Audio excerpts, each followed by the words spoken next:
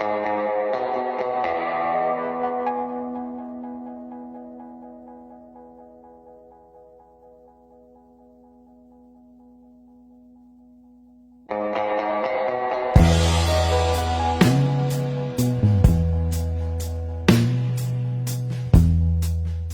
ini Roy kita tahan, sudah selesai penandatanganan penahanan, kemudian dalam proses untuk lakukan pemeriksaan ada juga yang perlu dia tambahkan.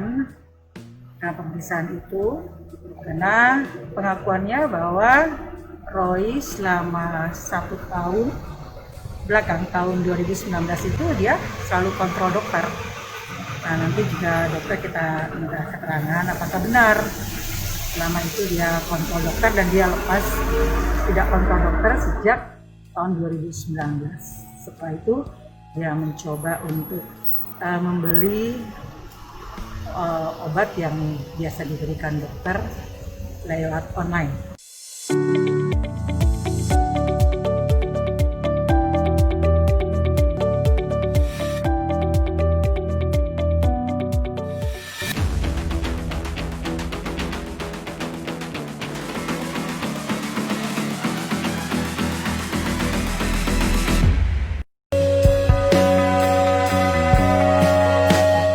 Kami dari HYP Lawyer diberi kuasa Roy Kiyoshi untuk menangani perkara yang menyangkut terjeratnya Roy Kiyoshi yang dikatakan katanya dugaannya adalah narkoba. Ya.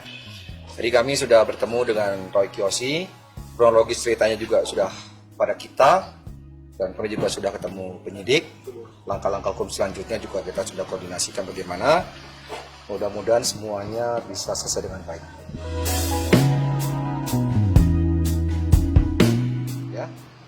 Selanjutnya saya beritahukan kepada semua sahabat-sahabat Roy Kiyoshi dan semua orang di Indonesia, saya tekankan sekali lagi bahwa Roy Kiyoshi adalah korban ya.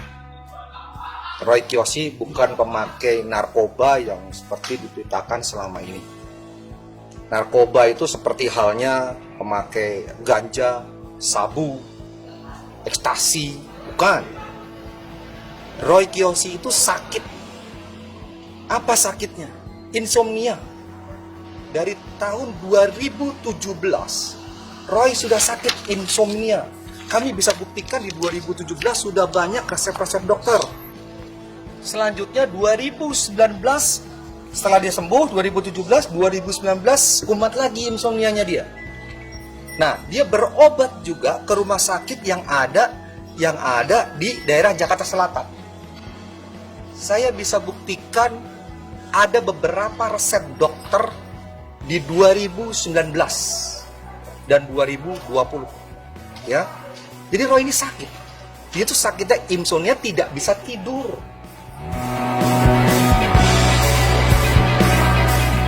Nah, di 2020 kejadian kemarin tanggal 6, karena adanya pandemi Covid di Indonesia, maka dianjurkan oleh pemerintah untuk semua orang berada di rumah, membuat Roy itu tertekan dan stres berat.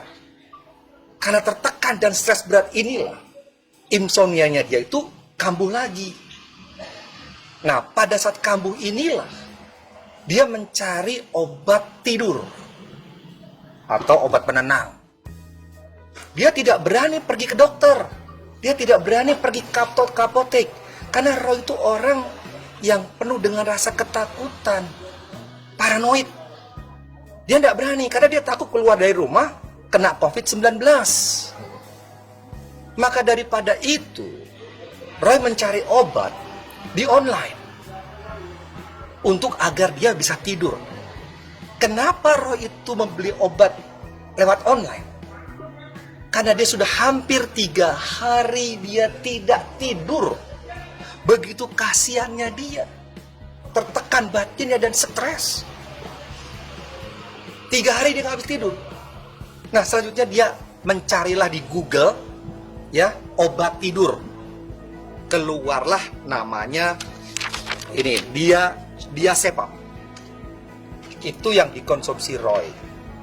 Kalau Roy tahu di dalam obat yang dia beli, dia sepam ini ada nitrasepamnya, masuk golongan 4, psikotropika, nggak akan Roy mau beli.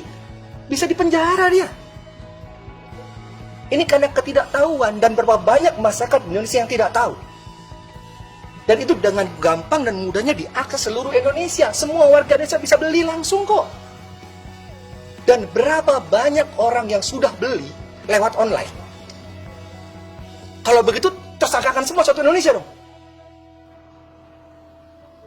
Di Halodoc juga ada kok. Tokopedia ada. Ini jadikan tersangka semua satu Indonesia kalau begitu. Roy tidak tahu obat tersebut yang dia beli, yang dia makan, ternyata masuk dalam golongan 4, psikotropika. Beda.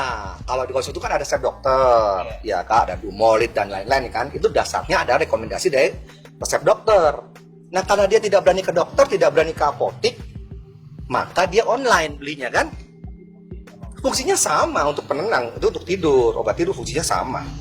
Jadi karena dia sakit, kalau dia nggak sakit mengkonsumsi, nah itu bisa dikatakan dia melakukan happy-happy atau mau cari kesenangan jadi pemakai. Beda, dia sakit.